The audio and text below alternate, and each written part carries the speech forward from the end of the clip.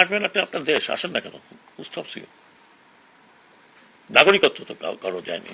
নাগরিক 21 বছর প্রধানমন্ত্রী তো করেছেন, আপনি স্বেচ্ছায় চলে গেছেন, তো কেউ যেতে বলে নাই।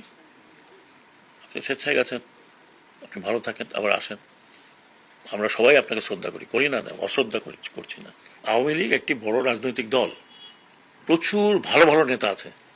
আমি এখনই আপনাকে নাম বলতে পারি কার ভালো নেতা। এই দলটা একসময় বাঙালিদের সেকুলার পন্থী দল ছিল, মিডল ক্লাসের। মুসলিম যখন ছিল সেটা ছিল আপার ক্লাসের। বাঙালি আপার ক্লাস মুসলিম লীগের ছিল, এটা মিডল ক্লাসের দল ছিল এইটা, আওয়ামী লীগ। যে জন্য আপনি দেখবেন যে মিডল ক্লাস তৎকালীন ইন্টেলেকচুয়াল যারা ইউনিভার্সিটির এখানের ওখানে, তারা এখনো আছে। এখন অ্যাক্টিভ না থাকলে তারা সাপোর্ট করে। একটা দলকে আপনি, এত বড় মানুষের দল যিনি এদেশ স্বাধীন করেছেন, এতে তো কোনো সন্দেহ নেই।